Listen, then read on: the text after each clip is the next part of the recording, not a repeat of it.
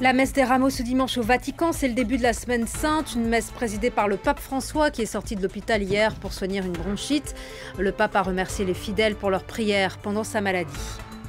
En France, les conclusions de la Convention citoyenne sur la fin de vie, les 184 Français tirés au sort se prononcent majoritairement pour une aide active à mourir, légaliser l'euthanasie ou le suicide assisté. Mais d'importantes conditions sont posées, comme le développement des soins palliatifs. Le chef de l'État, Emmanuel Macron, recevra ce rapport demain, lundi.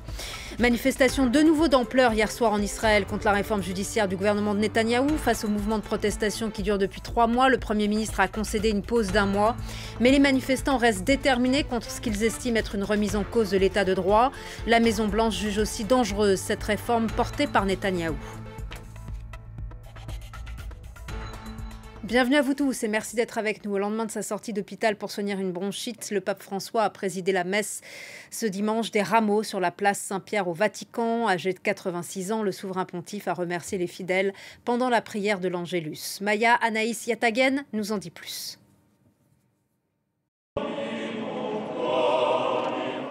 Une arrivée solennelle place Saint-Pierre. Un jour à peine après sa sortie d'hôpital, le pape François honore sa promesse, présider la messe du dimanche des Rameaux, si importante pour les catholiques. Je vous remercie pour votre participation et aussi pour vos prières que vous avez intensifiées ces derniers jours. Merci. À 86 ans, le souverain pontife ne peut plus rester debout pendant de longues périodes, notamment à cause de douleurs au genou. C'est donc assis et épaulé par d'autres cardinaux qui l'officient. Après 3 jours passés à l'hôpital pour une bronchite, le pape va mieux, mais sa santé reste fragile. Per partecipare alla gloria della risurrezione. Egli è Dio e vive e regna con te nell'unità dello Spirito Santo per tutti i secoli dei secoli. Sur la place Saint-Pierre, les 30 000 fidèles présents sont rassurés. Abbiamo pregato molto per il Papa per la sua salute perché potesse partecipare almeno presenzialmente a queste messe. Nous avons vu qu'il a récupéré assez rapidement et que ce n'était rien de grave. Donc nous sommes heureux pour lui, heureux de l'avoir aujourd'hui. Les prochains jours seront chargés pour le pape qui participera à toute une série d'événements pour la Semaine Sainte qui précède Pâques. Le souverain pontife a déclaré à plusieurs reprises qu'il pourrait démissionner en cas de problème de santé, comme l'avait fait son prédécesseur Benoît XVI. Mais le mois dernier, il a réaffirmé qu'un tel départ n'était pas d'actualité. La Pâque qui est également célébrée en Israël, image ici à Jérusalem pour ces célébrations, en sachant que la Pâque juive Pessah doit débuter la semaine prochaine. Retour en France, la Convention citoyenne sur la fin de vie, des discussions depuis des mois sur l'euthanasie et le suicide assisté. 184 Français se prononcent pour une évolution de la loi. La majorité de ces citoyens se disent favorables à une aide active à mourir. Le chef de l'État, Emmanuel Macron, envisage de modifier la loi actuelle. Claes Leonetti, reste un préalable aux yeux des Français, l'amélioration des soins palliatifs. Pour la dernière fois, ils se sont retrouvés tous ensemble dans l'hémicycle du Conseil économique et social. Durant 3 mois, ils ont confronté leurs réflexions sur la fin de vie et rencontré une 60aine d'experts. Ces 184 citoyens tirés au sort ont rendu leurs conclusions aujourd'hui.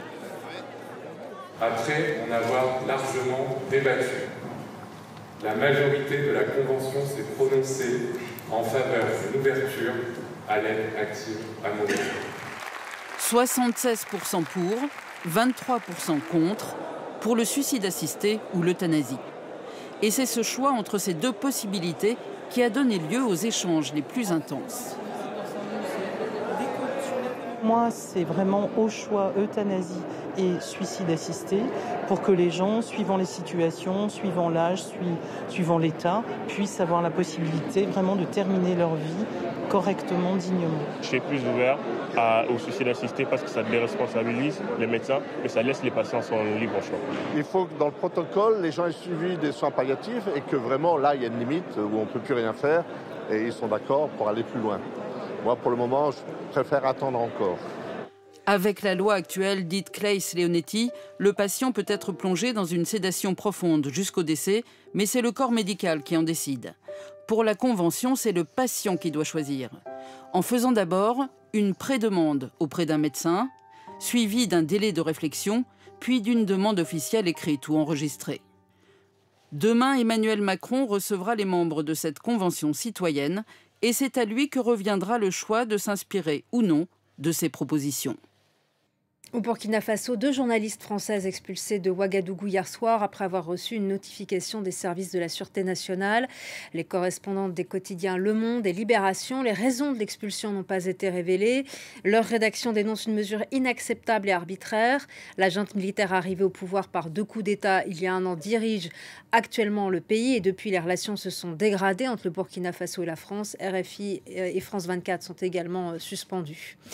En Israël, malgré la pause d'1 mois annoncée par le Premier ministre Netanyahou, plusieurs dizaines de milliers de personnes continuent de défiler dans les rues pour protester contre la réforme judiciaire voulue par ce gouvernement d'extrême droite. 13e semaine de manifestations consécutives. Ce mouvement dénonce le renvoi du ministre de la Défense, Yoav Gallant, et la création d'une garde nationale sous la direction d'Itamar Ben-Gvir, un suprémaciste juif. Explication Ethan Hadji. En première ligne dans les cortèges, Nava Rosolio, avocate et militante de 36 ans, et de toutes les manifestations depuis 3 mois. Avec toujours le même objectif, faire pression sur le gouvernement pour qu'il abandonne sa très contestée réforme judiciaire. Nous sommes ici pour montrer que nous n'accepterons aucun compromis sur notre démocratie et nos droits. Comme Nava, des dizaines de milliers de manifestants ont investi les rues de Tel Aviv et d'autres villes d'Israël pour dénoncer une réforme qui représenterait selon eux un danger pour la démocratie. Face à la pression, la coalition d'extrême droite au pouvoir a décrété une pause législative lundi dernier afin de renouer le dialogue politique, insuffisant pour calmer la colère. Une fois que les gens ont compris que leur avenir est en danger, ils ne veulent pas discuter avec le type qui incarne ce danger. On n'a aucune raison de négocier sur la destruction de notre avenir. C'est un combat que nous mènerons jusqu'au bout et on est prêt à en payer le prix. Et malgré les tentatives de médiation du président Isaac Herzog, les Israéliens laïcs et pro-démocratie comme Nava restent sur leur garde. Il y a quelques jours, la coalition au pouvoir et l'opposition ont décidé de négocier pour trouver un compromis sur la réforme, mais on sait que c'est juste une ruse. Mais Benyamin Netanyahou et ses alliés restent droits dans leurs bottes. Selon eux, le texte vise à rééquilibrer les pouvoirs en diminuant les prérogatives de la Cour suprême au profit du Parlement. Le Premier ministre est également confronté à des dissensions au sein de sa coalition. Dimanche dernier, il a limogé son ministre de la Défense pour avoir publiquement appelé à reporter la réforme de la justice. En Iran, la diffusion d'une vidéo devenue virale. On voit un homme agressé dans un magasin 2 femmes voilées. Les 2 femmes qui ont fait l'objet d'un mandat d'arrêt pour non-port du hijab ont été arrêtées. L'homme également, mais pour trouble à l'ordre public. Un incident alors que le régime fait face depuis 7 mois à une importante révolte populaire violemment réprimée. Axel Simon nous en dit plus. Sur cette vidéo devenue virale, on voit un homme invectivant 2 femmes dont l'une ne porte pas de voile, puis les agresser en leur versant un pot de yaourt sur la tête. La scène se déroule dans un magasin de Chandiz, au nord-est de l'Iran. L'agresseur a été arrêté pour insulte et trouble à l'ordre public, tout comme la mère et la fille pour avoir commis un acte interdit en enlevant le hijab, d'après les autorités judiciaires. Samedi, à la suite de cette agression, le président Ebrahim Raïssi s'est officiellement exprimé dans les médias pour rappeler aux femmes de se conformer à l'obligation religieuse. Malgré la répression, un nombre croissant de femmes continuent de défier les autorités. Elles se montrent en public sans voile, risquant l'arrestation, la détention et les intimidations. Depuis la mort en détention à la mi-septembre de la jeune Mahsa Amini, arrêtée pour infraction au code vestimentaire et religieux imposé aux femmes, les manifestations n'ont pas cessé. Les femmes continuent d'enlever leur voile à travers le pays et de le faire savoir en postant ce type de vidéos sur les réseaux sociaux. Plusieurs centaines de personnes ont été tuées et des milliers d'autres arrêtées. Et on vient de l'apprendre, la liberté de la presse mise à mal en Algérie. Le patron de presse El Kadi, condamné à 3 ans de prison ferme. Il est poursuivi pour financement étranger de son entreprise. Le tribunal a suivi les réquisitions du parquet. El Kadi est l'un des derniers dirigeants à diriger un groupe de presse indépendant en Algérie. Il vient donc d'être condamné à 3 ans de prison ferme. En Finlande, les élections législatives s'annoncent très serrées aujourd'hui. La première ministre sortante, la social-démocrate Sanna Marin, est en quête d'un second mandat, mais face à elle, 2 autres formations sont au coude à coude dans les derniers sondages. Le Parti conservateur et les nationalistes d'extrême droite, le Parti des Finlandais. Thibaut Francesquet. Jour d'élection en Finlande et les jeux sont loin d'être faits. Les 3 principaux chefs de parti sont au coude à coude. Dans le système finlandais, le candidat du parti arrivé premier aux élections hérite traditionnellement du poste de Premier ministre s'il réunit une majorité au Parlement. À la tête des sociodémocrates, la première ministre sortante était la plus jeune chef de gouvernement au monde à son arrivée au pouvoir il y a 4 ans. Nous avons connu des années difficiles au cours de ce mandat, mais ensemble, nous avons surmonté ces épreuves. Parce qu'il existe une confiance dans notre société et dans notre système d'État-providence nordique. La Finlande va devenir membre de l'OTAN. Je suis heureuse que le processus soit achevé au cours de cette législature. L'intégration à l'OTAN, une décision historique pour le pays. Son adhésion doit être officiellement annoncée la semaine prochaine. Mais la première ministre sortante est fragilisée. Son rival de droite est bien placé d'après les derniers sondages publiés jeudi.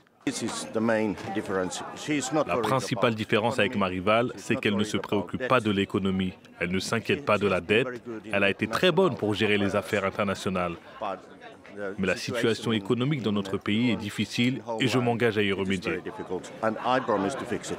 L'extrême droite pourrait aussi réaliser une percée avec le Parti nationaliste des Finlandais qui affiche un programme eurosceptique et anti-immigration.